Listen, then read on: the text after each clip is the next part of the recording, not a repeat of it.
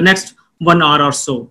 Now, I'm Dr. A.C. Saxena. I'm a scientist at Surgery Division, and I've been doing sonography since last 2007. I started doing sonography as my MSc work, and then I continued doing it after I joined the services also. So now at IVRI, we are doing all the kind of sonography, including Doppler as well as echocardiography. And why this topic I feel is important, because ultrasonography is one technique which is different from all the other imaging techniques, in not only in the technical aspects but in other aspects also. For example, in radiography we have a radiographer and a radiologist. The radiographer is a technician. His job is to just get the image, whereas after getting the image, the radiologist reads the image. Now if the radiologist reads the image after 1 hour, 2 hour, or after 1 year, the diagnosis remains the same. An n number of radiologists can read the same image and give the same interpretation. But things are different for sonography. In sonography, the sonographer is the sonologist. He has to take the images, he has to obtain the images, and he has to perform the real-time evaluation and interpretation of the images. So the images have to be of diagnostic quality to properly interpret and give a diagnosis. Another thing is, because of the technical aspects associated with this technique, there are bound to be a lot of artifacts, and during the sonography you might be seeing things which are not actually there in the body, or you might miss the things which are actually present but you are not able to see, only because the image has not been properly optimized or obtained. And another thing that I have noticed is, since I have been associated with so many technical training programs, I have come across veterinarians who have been using this ultrasound machine for last so many years, but they were seldom touching these controls on the machine. A few controls they were touching, but not most of the controls, and they were actually not knowing about those controls. And one of the fear is that they told me that probably if we touch the controls on the machine might go haywire. The settings might change and I may not be able to get the proper image afterwards. So this is nothing like that. You can touch the machine, you can check the controls, you can alter the controls. And if you think that after altering all these controls, the machine has gone haywire or some settings have been disturbed, simply switch off the machine and restart again. All the settings will come to their default mode. So with this, let's start with the session. This is a representative control panel of a machine which we have here. And in almost all the machines, and another thing that I want to put here at this point of time is, today I'm going to discuss about only the controls of the B mode sonography. And I'm not going to discuss about M mode sonography or the Doppler sonography, because that is an entirely different thing. And this is beyond the purview of the today's presentation. So we'll be discussing about the controls on the machine which are related to the B mode sonography. So this is the general layout of the controls, and different machines have different layouts. They may have different ways of controlling the settings, but almost all the machines have similar kind of settings in them. Only thing is you have to go and see your manual, what controls are to be manipulated by what button. But certain buttons or certain knobs are actually present in almost all the machine. You see this knob. These knobs are present in almost all the machines. These are the time gain compensation knobs. All these settings that I'm going to tell here, we are going to discuss in the subsequent slides. These are the soft keys. Soft keys means, sometimes they're also known as function keys. So the thing with these keys are, they don't have a particular function. Their function is defined by the mode in which we are operating the machine. For example, if you're doing a B mode sonography, at the bottom of the screen, you will get a menu, and that menu will be manipulated by these knobs. Now you freeze the machine, you freeze the image. Now in the frozen mode, the menu will change, and those menu now which are displayed will be controlled by these knobs. You switch over to the M mode or to the Doppler mode, the menu will change, and the menu which is now displayed will be controlled by these knobs. So these knobs have different functions depending upon the menu displayed on the monitor. And this is the normal alphanumeric keyboard which is present in almost all the machines. These are the mode selectors. So this machine is having B mode, M mode, pulse Doppler, color Doppler, and power Doppler. So all these modes can be selected by pressing these buttons. Then with this is having general, you can say, measurements. distance, and trace.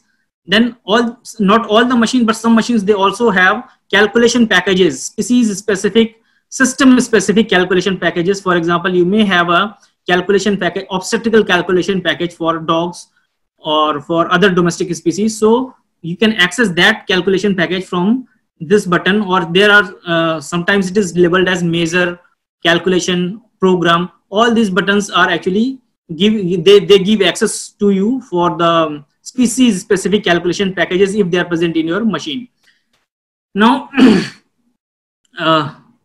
these knobs which are used to select the modes on the machine, they can also be used to or change the gain settings in that particular mode. So all these things we are going to discuss in our subsequent slides. So this is another control panel. The same this machine is also present at our facility. This is a Siemens machine. So the basic display and the basic controls remain the same.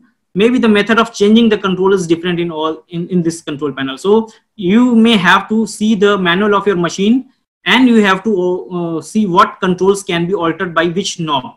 But now I'm going to discuss about these controls. But before going to that particular aspect, we should know what is a good quality sonographic image. So a good quality sonographic image should have a uniform grayscale. So all the B mode, M mode images that we get on the machine, they're all uniform. They're all grayscale images. Means the images of the organs are displayed in different shades of gray, starting from white to black and different other shades of gray. So the image which we get on the machine should have a uniform grayscale. Means there should not be an area which is very bright. There should not be an area which is very black, until and unless it is because of some can say inherent property of the organ or the foreign body or something like that. Otherwise, the image should be a uniform grayscale. Another thing is the image should have good axial resolution and good lateral resolution. So when we talk of the resolution, there are three types of resolution that are important at the time of sonography: axial resolution, lateral resolution, and temporal resolution.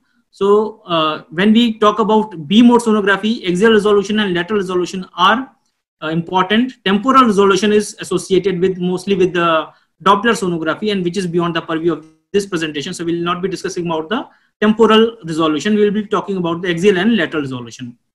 Then the image should have good amount of details, minimum noise. Noise are the reflections coming back from the body which don't carry actually any useful information. They are simply present and they distort the image. So we call them noise. The machine should have, the image should have minimal noise.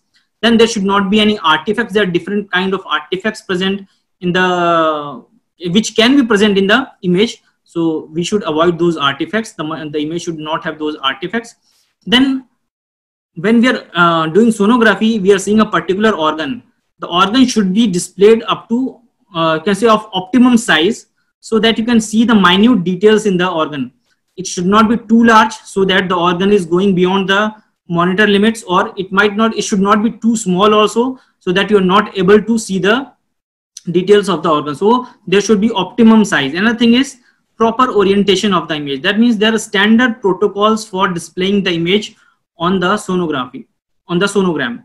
The same protocol that we follow in the radiography is followed in the sonography. All these things, this proper orientation of the image, we can discuss in the subsequent presentation when we talk about the protocols for the abdominal sonography. So these are the properties of a good sonographic image. So before going to the controls, we should have a basic background also. I'm not going into the details of the basic physics of the ultrasound image formation, but this slide actually contains most of the information related to the controls that we are going to see in the subsequent slides. So suppose this is a transducer and this is the body, and this blue is the jelly between the transducer and the body. This jelly provides intimate contact of the transducer, eliminating all the air in between the transducer and the skin, and it provides a window for the passage of sound waves from the transducer inside the body. Now inside the body there are different tissue interfaces. All the reflections inside the body, they happen at the tissue interfaces. So suppose there are three tissue interfaces, first, second, and third tissue interface here. Now, the ultrasound generates ultrasound waves in the form of pulses, and each pulse is a collection of 3 to 5 wavelengths. So this, the ultrasound doesn't, the transducer does not keeps generating the ultrasound waves continuously. In fact, it generates ultrasound waves in the form of pulses. Each pulse is a collection of 3 to 5 wavelengths. Now this pulse goes inside the body and it encounters the first interface. A part of the pulse is reflected back from the first interface and reaches the transducer. So as soon as it reaches the transducer, the first interface will be displayed on the monitor. By this time, rest of the pulse has gone deeper inside the body. Now from the second interface, again some part of the pulse is reflected back. It will reach to the transducer and the second interface will be displayed on the monitor. And now the third interface, the last part of the pulse has gone to the deepest part of the body. It is being reflected from the deepest tissue interface and it will reach to the transducer back again. And we get the third interface on the monitor. Now, once the transducer has collected the reflection from the deepest tissue interface, then only it will send the next pulse, and this is known as pulse echo principle. That means the sound waves are sent in the body in the form of pulses, and from the pulse different reflections take place from the different tissue interfaces depending upon the difference in the acoustic impedance of the tissue interfaces. And once the transducer has received the reflection from the deepest tissue, it will send the next pulse. This is known as pulse echo principle. Now, number of such pulses sent by the transducer per second inside the body is known as pulse repetition frequency. So we'll talk about pulse repetition frequency in a while. And we can, on the machine, we can also control the depth of examination. For example, we are interested only in these two interfaces. We are not interested in third interface. So we can restrict the depth of examination only to this interface, and the machine will now only wait for the reflection from this interface. It will not wait for the reflection from this interface. So as soon as it gets the reflection back from this interface, it will fire the next pulse. So all these things will have implication in the subsequent slides. Another aspect is the pulse. So here I have depicted two transducers. There is a 5 megahertz transducer and there is a 2 megahertz. As you see, 5 megahertz transducer, which is having higher frequency, is generating pulses. So these are pulses. And suppose the transducer is working at 10 PRF, means the PRF is 10. That means 10 pulses are sent. This is 1 second period. And in this 1 second period, there are 10 pulses. 1, 2, 3, 4, 5, 6, 7, 8, 9, 10. Now each pulse will have a pulse length. So if a 5 megahertz transducer is used, the pulse length is 0.93 millimeter. And the cycle length, that means the length of each wavelength, is 0.31 millimeters. And also you can see the pulse period. That means the difference between the two pulses is large. Now when we are using a 2 megahertz transducer, you can see the wavelengths are farther apart from each other, and therefore the pulse length has increased from 0.93 millimeters to 2.31 millimeters. And also the cycle length, which was 0.31 millimeter, here it has now become 0.77 millimeters. Now as you can see, the pulses, these wavelengths, they are farther apart in a pulse. So the distance between the individual wavelength inside a pulse is increased, but at the same time the pulse period, that is the difference between the two pulses, has reduced. It is less here, more here. So this is again will have an implication in the coming slides. I just want you to remember this thing. Next we come to the axial resolution. When we talk of the resolution, what is axial resolution and what is the lateral resolution? So the axial resolution is nothing but the capability of the transducer to see two objects which are lying one above the other as two separate objects. If the transducer can see and perceive them as two separate objects, it is considered to have a good axial resolution. If it cannot, it is known as poor axial resolution. So here you can see, suppose this is a cyst and this is the wave, this is the pulse coming. So now pulse will encounter first and the second wall of the cyst. So if the transducer can perceive these two as separate walls, it will have a good resolution. But here you can see it is perceiving it is a single, you can say, it can not differentiate between the near wall and the far wall. So instead of a cyst, you will find a solid object. This is poor axial resolution here. Now if we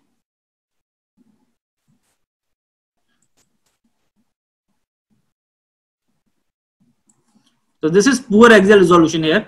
Now when the high frequency transducer is used, the pulse length is less, smaller, the pulse period is increased.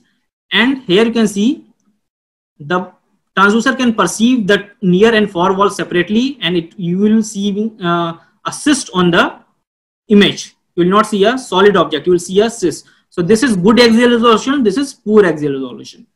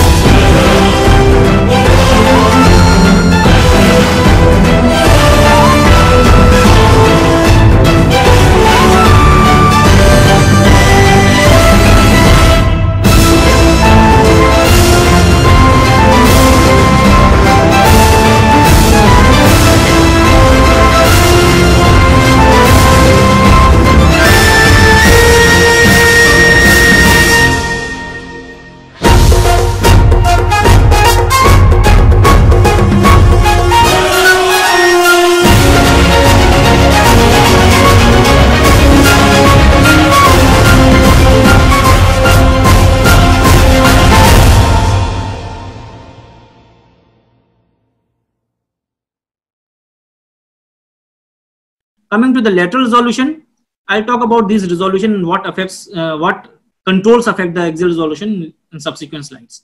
In lateral resolution, you can see lateral resolution is the capability of the transducer to see two objects which are lying side by side as two separate objects. So here you can see there are two dots. If the transducer can perceive these two dots as two separate dots, it is good lateral resolution.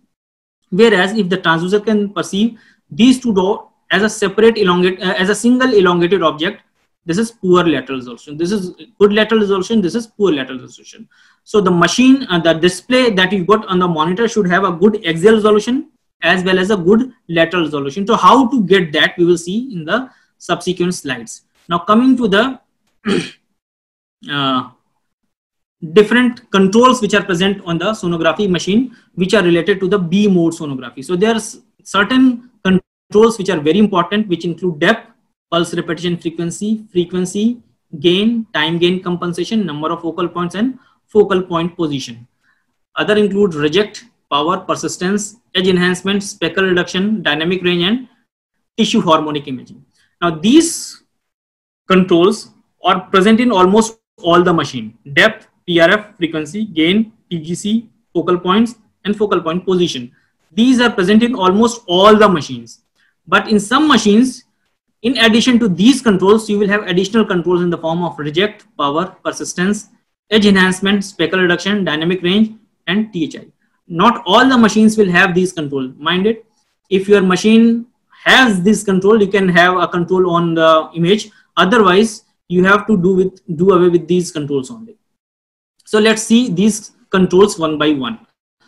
Before going to that, you should see that whatever controls you manipulate on the machine is displayed on the monitor. So how to read the display on the monitor?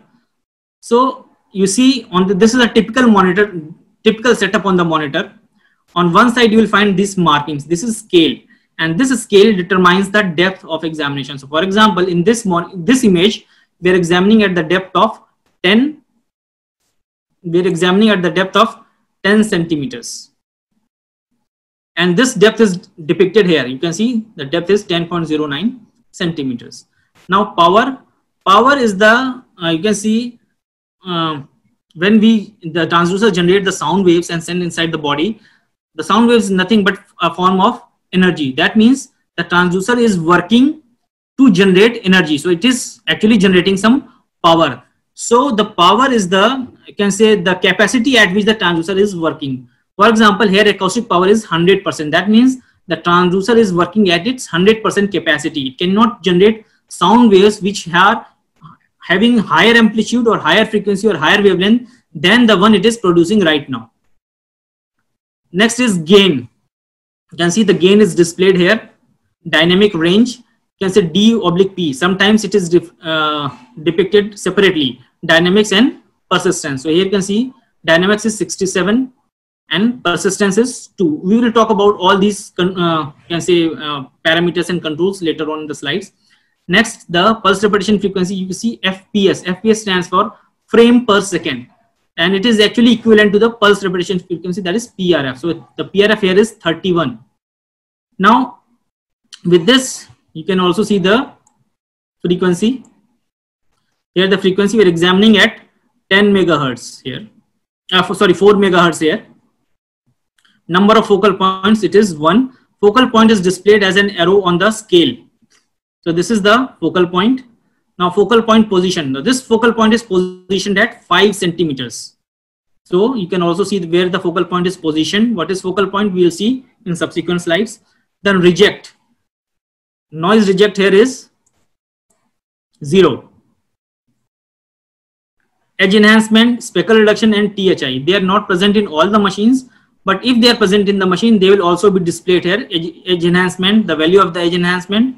Edge enhancement is nothing but suppose you are seeing two organs lying side by side and you want to see the borders of these two organs separately. So what you do is you increase the edge enhancement. So what happens? The borders of the two organs will become clearly visible, but at the same time the image will become slightly grainy.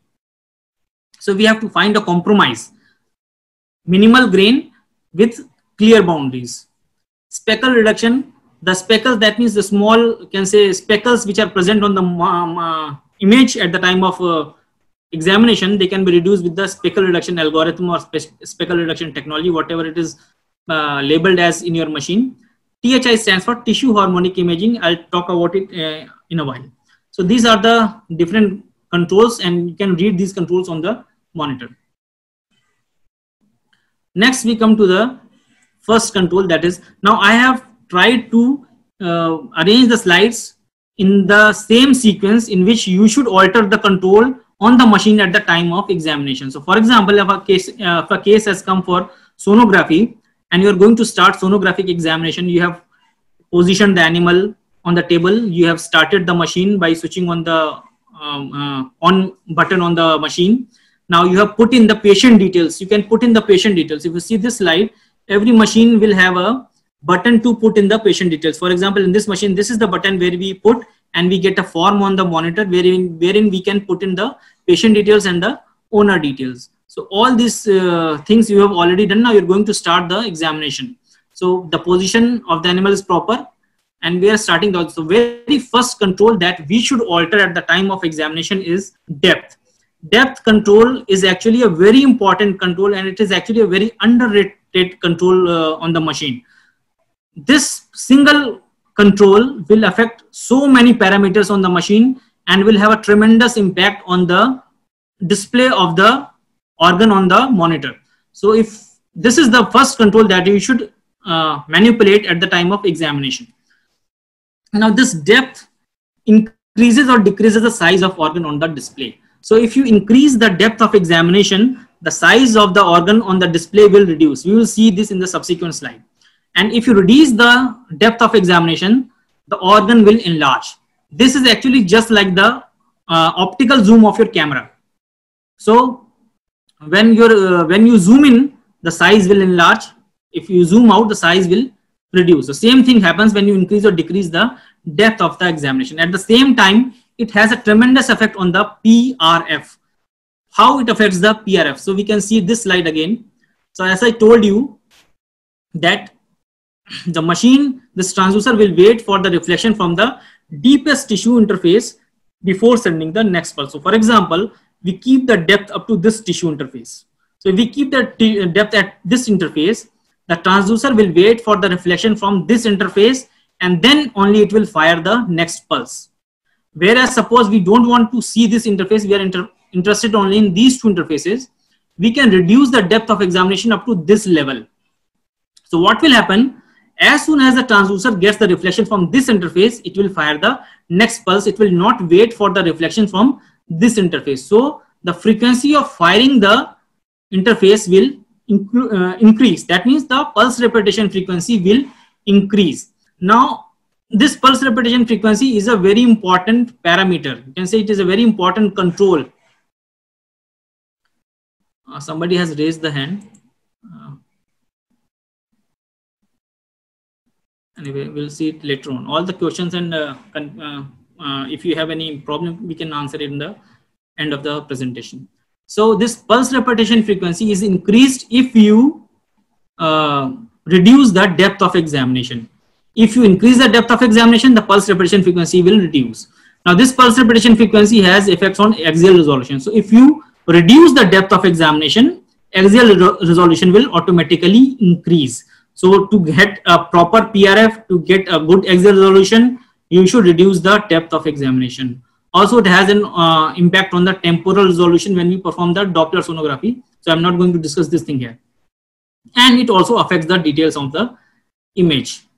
So before going on to see the effect of depth on the image, let's see what is pulse repetition frequency. I have already told you that pulse repetition frequency is the frequency of the production of the ultrasound pulse. That means the number of pulse generated by the transducer per second is known as pulse repetition frequency.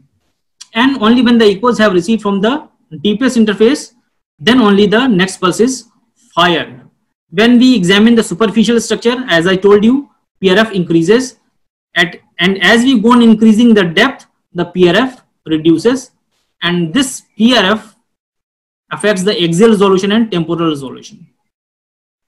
And this PRF is affected by the depth and frequency of examination. I have already told you that if you reduce the depth of examination, the pulse repetition frequency increases. Therefore, depth has an impact on pulse repetition frequency. The frequency of examination is the frequency is different from pulse repetition frequency. Pulse repetition frequency I have already told you. Now the frequency of the examination is the frequency of the individual wavelength which is a part of the pulse. So if you use a high frequency for the examination, the pulse repetition frequency also increases. We will see in the subsequent slides. So just to show you the impact of this depth on the image size. So this is the image of the same organ, the same animal. You see this examination is done at 15 frames per second and the depth here is 11 centimeter. So at 11 centimeter, the frame per second is 15. Whereas in this image, the depth which was 11 centimeter has been reduced to 8 centimeter and the frame per second has increased from 15 per second to 22 frame per second. Actually, on your machine, you don't have a control for directly increasing or decreasing the pulse repetition frequency. There is no PRF control for B mode examination. In those machines which have Doppler facility in them, which are having pulse Doppler, spectral Doppler or color Doppler, they have a dedicated button labeled as PRF. So that button is used to increase the pulse repetition frequency at the time of Doppler examination, but you cannot use that button to increase the PRF at the time of B mode examination. So you cannot directly change the PRF, but you can indirectly change the PRF by decreasing or increasing the depth of the examination. So if you reduce the depth of the examination, the PRF automatically increases. Now, if the PRF increases, the details will be better because the axial resolution will increase. And at the same time, you can see the difference in the size of the organ. So this is the bladder, this is the neck of the bladder, trigone area. This is the urethra passing through the prostate. So this is the prostatic part of the urethra. You see the size of the urethra here, and you see the size of urethra here. This is the same organ, same animal. So this is the prostate and this is the urethra. You can see now in this image, you can clearly see the lobes of the prostate, the boundaries of the lobes of the prostate, the margins of the urethra, and everything is clear. Whereas in this image, the margins are less defined and the size of urethra is small. So if the size of the urethra is small, it means you can be, it will be difficult for you to find details in smaller organ. If the organ is enlarged, you can see the finer details in the organ. So reducing the depth helps in increasing the frame per second or the pulse repetition frequency, and at the same time it increases the size of the organ. Now on the machine you will also find a zoom button. So sometimes you will be tempted to use a zoom button to increase the size of an organ on the image. So I discourage people from using the zoom button, because zoom button is nothing just like a digital zoom button. So when you use the zoom button on the machine, the size increases by increasing the pixels on the monitor. So you will be start seeing the individual pixels. The image will become pixelated and it will lose the details. So if you want to increase the size of the organ and also the details of the organ, you should reduce the depth of the examination.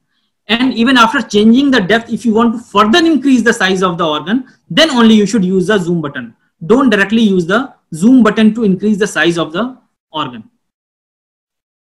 Now coming to the pulse repetition frequency. Now see, when you use the high frequency transducer, so high frequency transducer generates shorter pulses. So the pulse length will be small. When you use a low frequency transducer, it produces longer pulses. That means the pulse length will be large. So you see the shorter pulses, this is the longer pulse. Now, what is the impact on the axial resolution? Suppose these are two dots. So when the pulse length is small, by the time reflection is taking place from the first dot, the pulse has not yet reached the second dot. And by the time it will reach the second dot, the reflection from the first dot has completed. Therefore, the reflection from these two dots will not overlap. But if you are using a low frequency transducer, the pulse length is long.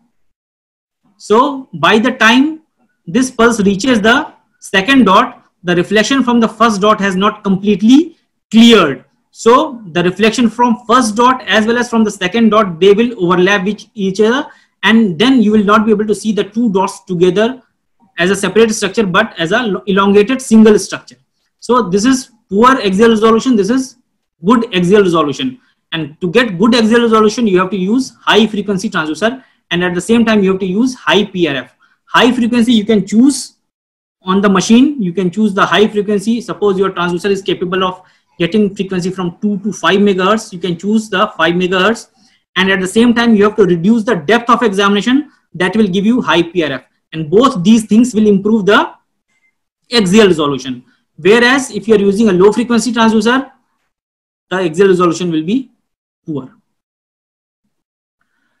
Now at this point of time, you should be able to differentiate between frequency and the pulse repetition frequency. The number of pulses generated by the transducer and sent inside the body is known as pulse repetition frequency. Whereas individual component of a pulse, which is a wavelength, will have a frequency. So when we say we are examining at 4 megahertz, we are talking about the wavelength which is present in a particular pulse.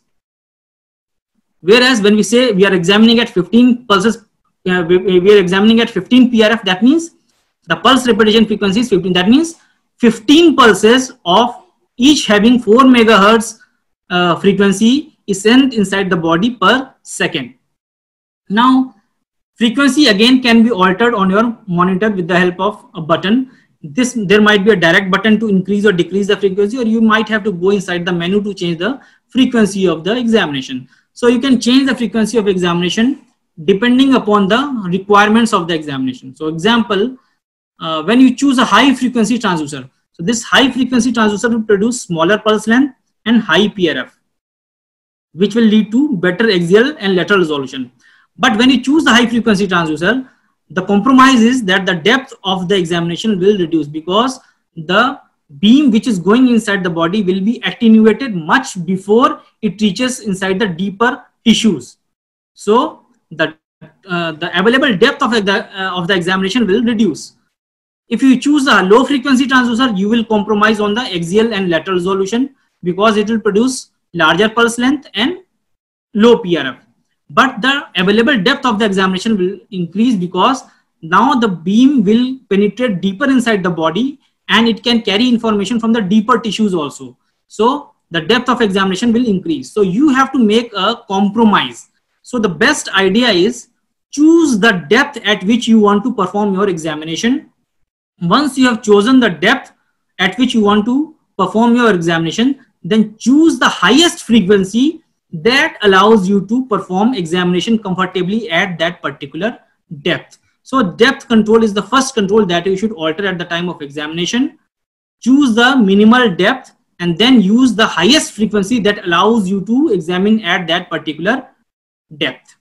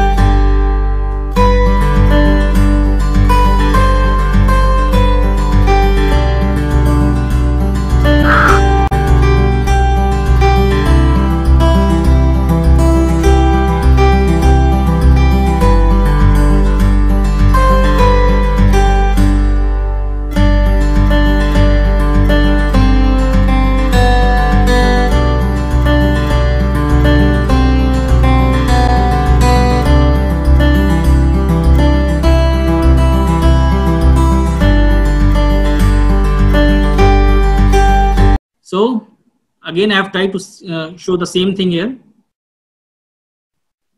Now another important control on the machine is the focal spot. So you have first adjusted the depth control. you have reduced the depth of the examination. Now one question comes, most of the participants ask me questions, what should be the depth we should keep at the time of examination? What is the ideal depth? So the ideal depth is that depth that when you will reduce the depth of the examination, the organ will enlarge on the image. So you should choose that depth at which the organ occupies almost 2/3 of the image. When the organ has, suppose you are seeing kidney, so when you are examining at a very large depth, kidney will be visible at the top of the monitor and it will not be very clearly visible. It will be visible as a very small structure at the top of the monitor. So you will not be able to see the intricate details of the kidney. Now you reduce the depth of the examination, you keep reducing the depth of the examination till the time kidney occupies almost 2/3 of the monitor. So now the kidney will be enlarged and you will be able to see the intricate details of the kidney and you will be able to make a diagnosis. So you have to reduce the depth till that extent where the organ occupies almost 2/3 of the monitor. So you have altered the depth, you have chosen the highest frequency that is allowing you to see at that particular depth. The next control that you should alter is focal spot. So if you see the monitor here, this is focal spot is depicted mostly as an arrow. Now there are two controls related to focal spot. One is number of focal spot and the position of the focal spot. So the older transducer used to have a single focal spot. Now almost all the transducers that we get with the present modern machines, they are multifocal transducers. That means we can select up to 4 or sometimes even more than 4 number of focal spots at the time of particular examination.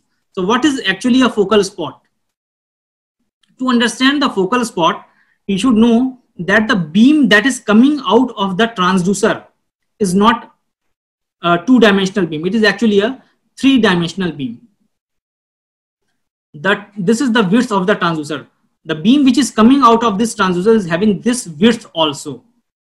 So when the beam comes out of the transducer, up to some distance, it maintains that width. And at a particular length or a particular distance from the transducer, this beam starts to diverge. That means the width of the beam, it starts to increase. So the distance up to which the beam maintains its width is known as near field. The point at which it starts to diverge, it is known as focal spot, and the field beyond it is known as far field. Now I've already told you about the lateral resolution. So to have a good quality sonographic image, it should also have a good lateral resolution. So the lateral resolution is best if the organ of interest is present in the near field or up to the focal spot. If the organ goes inside the far field, the lateral resolution will reduce. So for example, there are two concretions in the kidney which are lying side by side, and you want to see these two concretions separately. The kidney should be positioned in the near field or up to the focal spot. If the kidney is present in the far field, probably you will not be able to see these two concretions which are lying side by side as two separate concretions, and you will see it as a single elongated or a single large concretion. So to have a good lateral resolution, the organ should be present in the near field or at the focal spot and not in the far field. So what to do if you have a transducer which is having a single focal spot? So what you do is, when you have a single focal spot, what you do is so let's see this image. The focal spot is positioned at 5 centimeter depth. That means from 0 to 5 centimeter is the near field, 5 centimeter is the focal point, and from 5 centimeter to 10 centimeter is the far field. So if the kidney is present here, it will have poor lateral resolution. Whereas if the kidney is present here, it will have good lateral resolution. So when you have a transducer which is having a single focal spot, always position this focal spot at the bottom of the monitor. So you can shift this by using a button on the machine. So this soft key here will position this focal spot from here to here. So if I want to put it at the bottom, I'll use this button or use this key to bring the focal spot down to 10 centimeter. When I do that, entire 0 to 10 centimeter distance will come inside the near field and there will be no far field. So whatever organ is present within this 10 centimeter depth will be in my near field and will have good lateral resolution. Another thing is with multiple focal point transducers, where you may have number of focal spots. For example, in this we have a single focal spot positioned at 4 centimeters. In this you can see there are 4 focal spots, 1, 2, 3, 4, positioned at 1 centimeter, 2 centimeter, 3 centimeter and 4 centimeters. You can increase the number of focal spots. How this can be done? This can be done with the advanced transducer which have this kind of display. So previously the transducer having only single focal spot. The beam was focused to a point and beyond that point the beam was divergent. This is the near field, focal point, far field. There are transducers nowadays which can focus the beam at multiple places. For example, here we have first focal spot, second focal spot and third focal spot. So we will get the best lateral resolution at this point, then at this point and then at this point. For example, now you are seeing kidney through spleen. So on the top you will find the spleen and just beneath the spleen you will find the kidney when you are putting the transducer on the left lateral abdominal wall. So you can position this focal spot at the near cortex of the kidney, this at the medullary region and this at the far cortex of the kidney. So the entire kidney will be in these focal points and you will be able to see the intricate details of the kidney. So this is how we use. If you see this monitor again, this is focus number 1. You can use this control. You can increase the number of focal spots by pressing this button from 1 to 4. And at the same time, if you see this image again, these focal spots which are present here, they are present at 1, 2, 3 and 4 centimeter depth.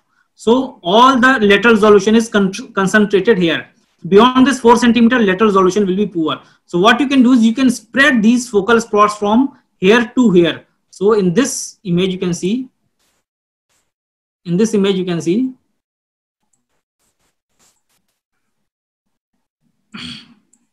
all the focal spots have been 1, 2, 3 and 4 spread in the entire depth of the image.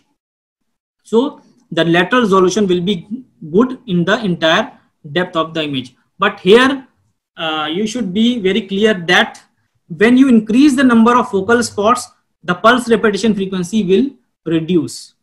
Also at the same time, when you pull the focal spot from top to bottom, pulse repetition frequency will reduce. So you still have to make a compromise between the pulse repetition frequency and the focal spot. So increase the focal spots number only when it is absolutely necessary.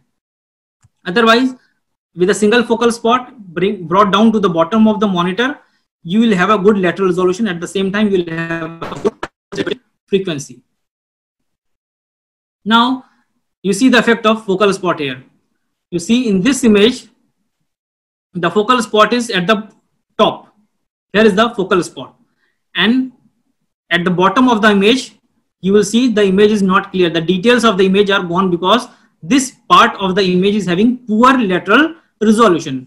Now this focal spot has been pulled down to this depth here.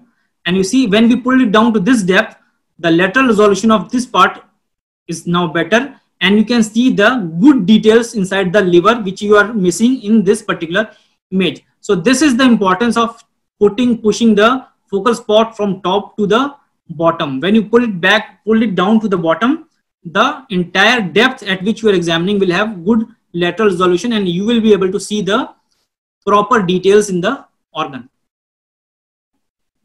Now another control is the power. As I already told you, acoustic power is the power at which the transducer is working. So for example, if the transducer is working at 100% acoustic power, the image will be very bright because the transducer is working at its maximum capacity.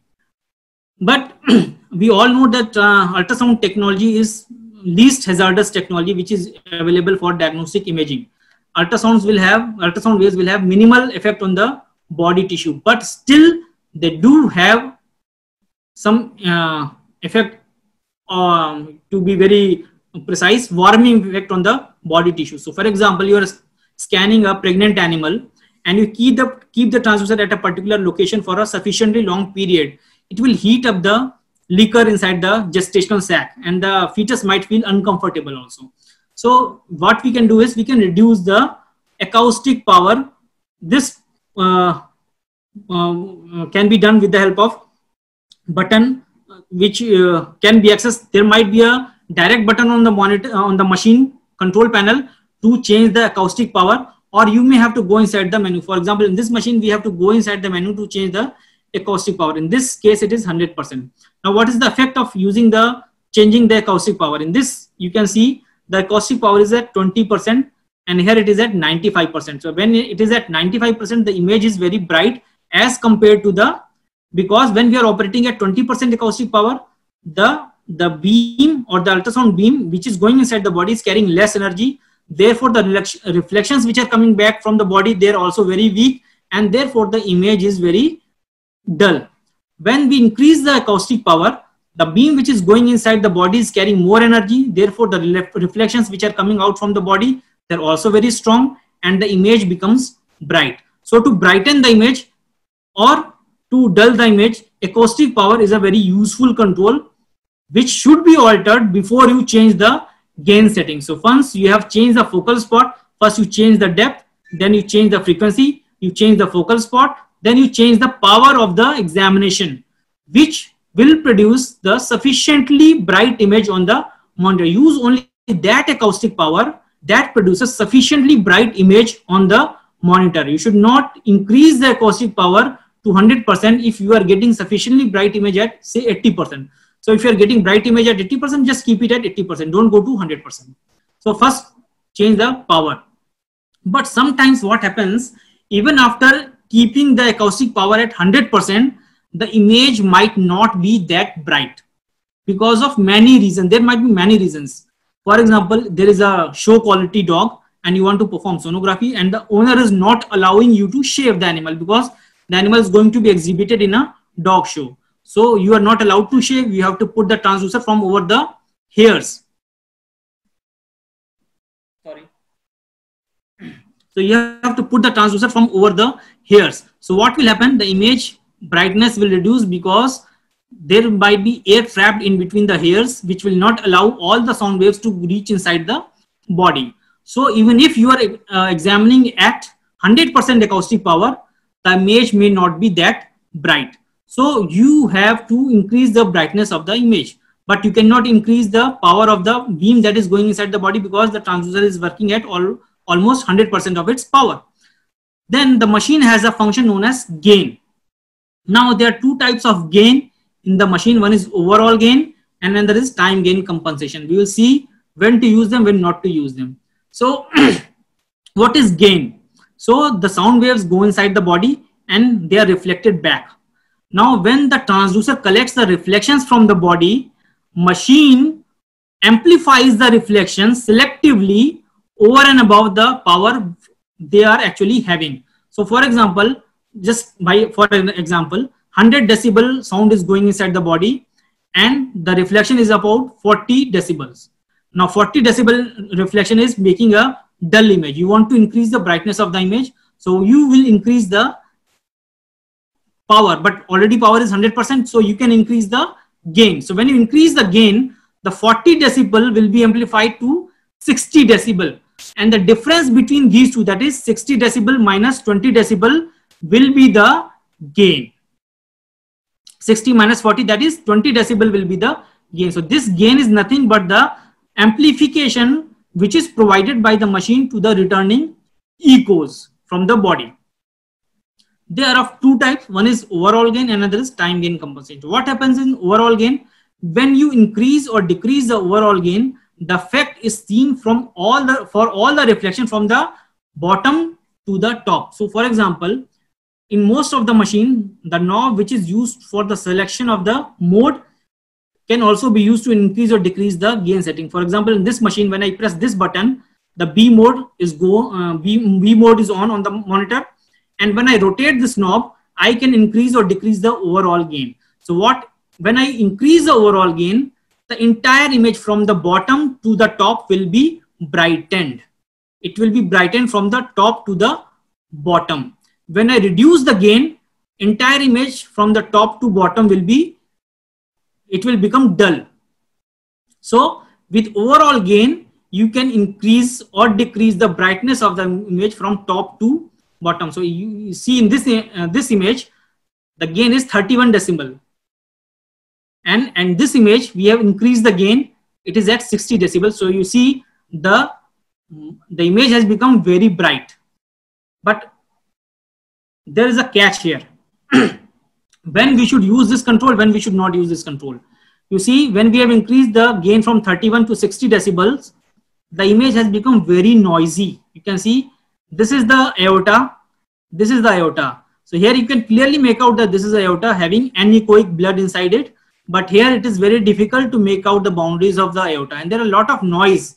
This is noise. This is known as noise.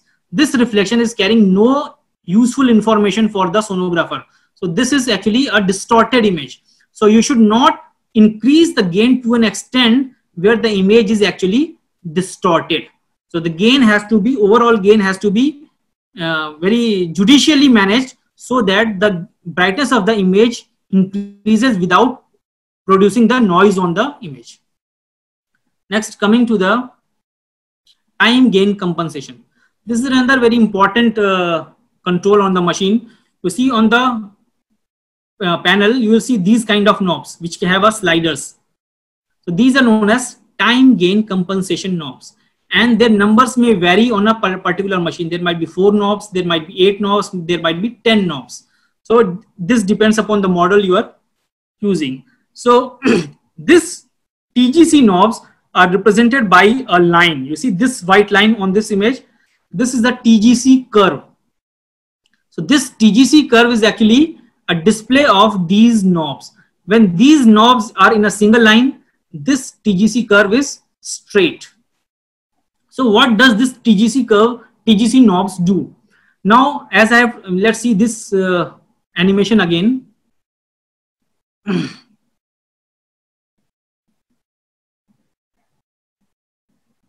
So if you see the first interface, this first interface is the brightest, second is less bright, and third is the least bright.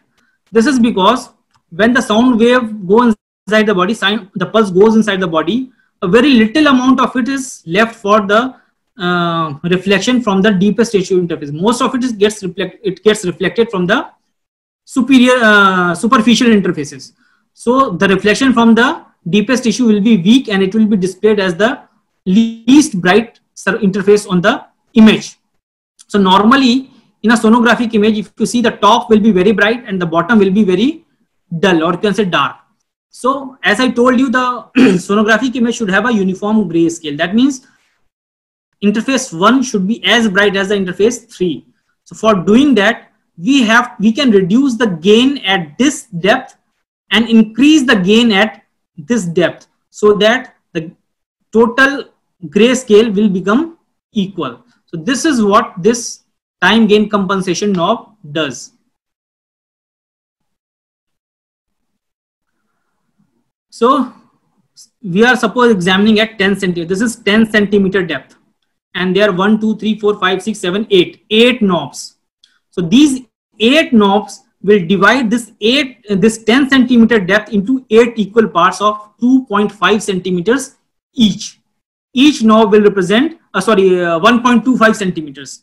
1.25 centimeters. Each knob will represent 1.25 centimeters. So suppose we want to decrease the gain at the top 1.2 or 2.5 centimeters. We will slide this knob to the right, and thus gain of this particular depth will reduce.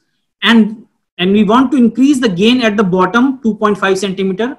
We will slide the knobs to the left so that the gain will increase at the bottom. So ultimately the gain is reduced here, gain is increased here. So the bottom and the top image, they both have equal grayscale. Let's see this in the images. So here the TGC curve is almost straight, and we are examining at 10 centimeter.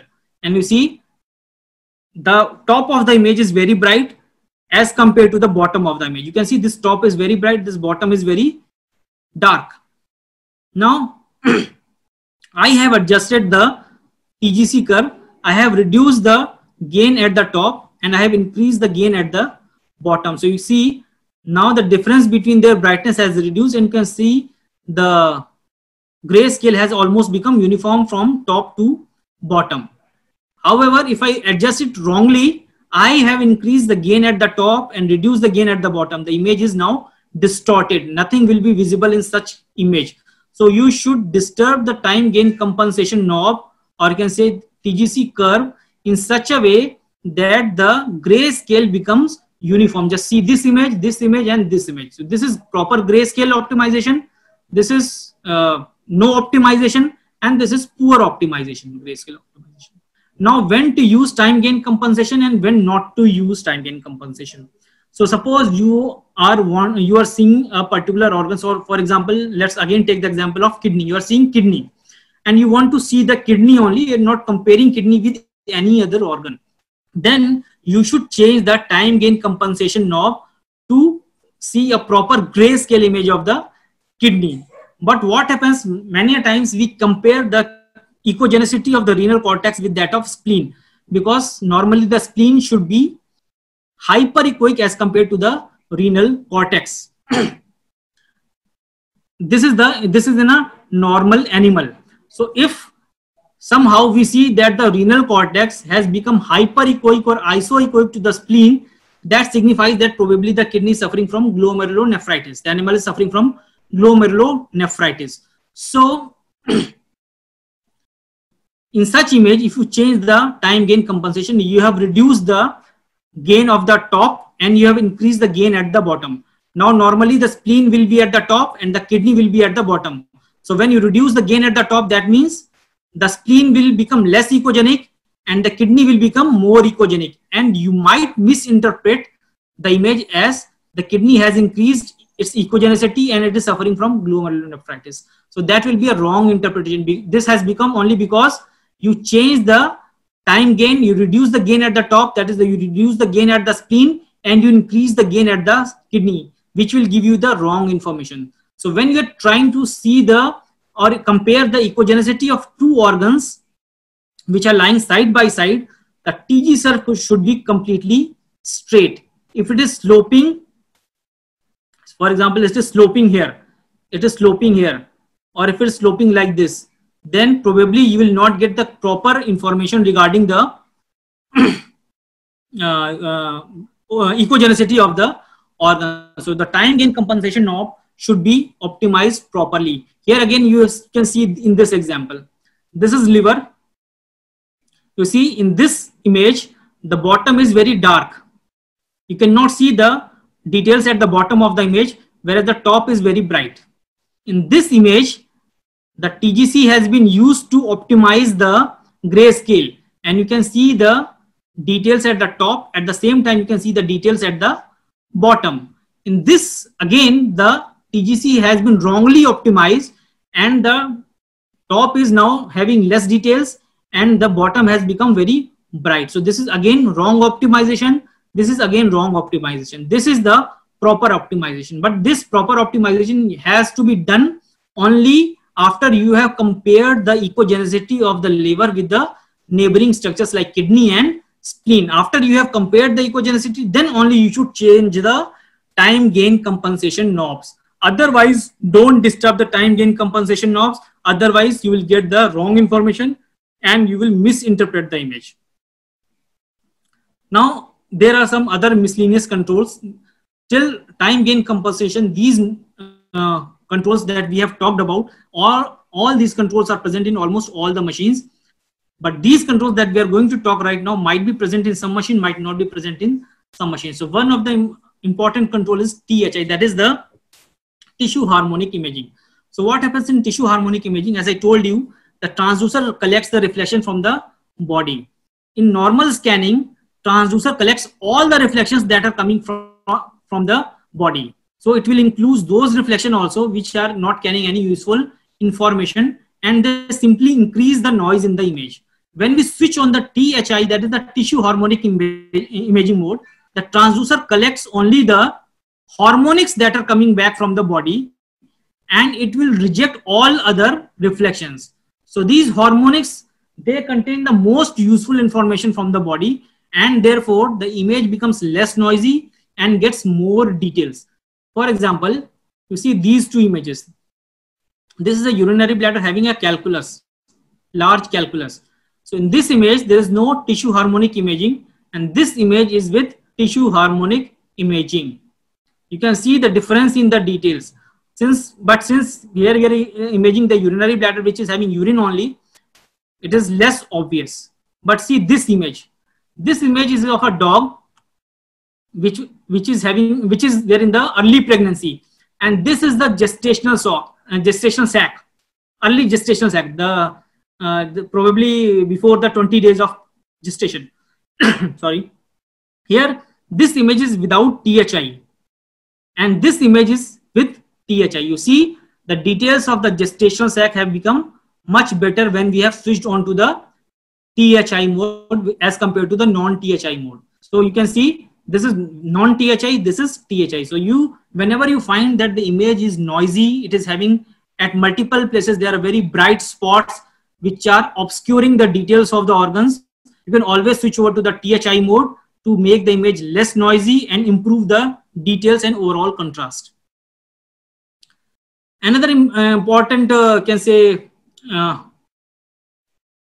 control on the machine is dynamic range.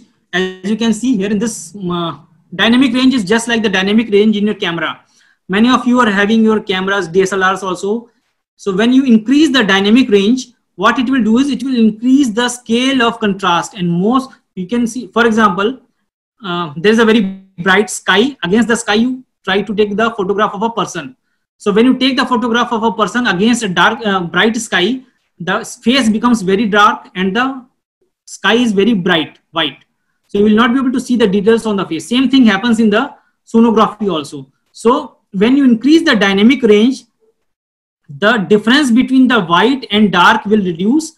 The details from the bright areas will become more obvious, and also the details from the dark areas will become more obvious when you increase the dynamic range. When you reduce the dynamic range, the scale of contrast will reduce, but the contrast will increase. So let's see in this image, there are very bright areas. These are very bright areas, and they are very black areas. The white is whiter and the dark is darker. So there's a increased contrast in the image, but the scale of contrast is very short. Now when we switched over to, when we increase the dynamic range, here it is 30 decibel only, here it is 70 decibel. So when we increase the dynamic range, now the white is not that white and the dark is also not that dark. So you can see the image is a uniform grayscale image. The brighter is less brighter, the darker is less darker, and there's a longer scale of contrast. There's a longer scale of contrast, and you can differentiate the boundaries of different organs more clearly in this image as compared to this image. So here you are seeing the pancreas. It is difficult to make out the boundaries of the pancreas and various components of the pancreas. Here you can see the different components of the pancreas. You can see the finer details of the parenchyma also. So you have to change the dynamic range as per the requirement. For example, if you are seeing a concretion in the bladder, so the concretion will be very bright. The bladder is having anechoic urine. Urine is black, concretion is white. So the scale of contrast has to be small and the contrast should be high. So you can reduce the dynamic range. But now suppose you are seeing kidney, spleen, liver all in a single image. Now you want to differentiate the kidney, renal cortex from the spleen and from the liver. You should increase the dynamic range so that the changes in the ecotexture and the echogenicity from cortex to spleen and the liver parenchyma, they become obvious. Another is the split mode. This function is present in almost all the machine, where you can simply change the, you can simply divide the monitor into two halves, and you can see the display of two different organs at the same time. This is normally done at the time of when you want to compare two organs. For example, here we are comparing two kidneys together of the same animal. But mind it, when we are using the split mode and we are going to compare suppose we are going to compare the two kidneys, we should always do it at the same settings. For example, here the depth is 9 centimeter, here also the depth is 9 centimeters. Okay, the gains should be same, the TGC curve should be straight. It is not straight in this, you can see it is curving in this image and straight in this image. This is wrong. So the TGC curve should be straight, the gain should be same, the depth should be same, the focal spot should be at the same level. Focal spot should be at the same level. Then only you will be able to compare the size of the organ, the echogenicity of the organ, and the intricate details of the organs. Otherwise, if you change any of these settings in any particular side, this side or that side, again you will lose these details and you might even misinterpret the image as a particular some particular abnormality. So these are the controls which are normally altered, or can say manipulated at the time of image optimization during the image formation and interpretation at the time of sonographic examination. And all these controls are through these buttons only. Different machines will have different control panels, different ways to alter these controls, but the basic settings, the basic controls remain the same for all the machines. And if you have any doubt whether to control a particular, how to control a particular setting, you can always refer to your manual. So now I'll conclude this session with the following points. The control panels of the machines may differ, but the basic controls remain the same. And image optimization is a very important aspect. When we do sonography, the image interpretation is a lot more dependent upon the proper position of the transducer and a knowledge of anatomy. But at the same time, image optimization is also equally important. So with the proper placement of the transducer, the image should also be optimized properly by changing the controls.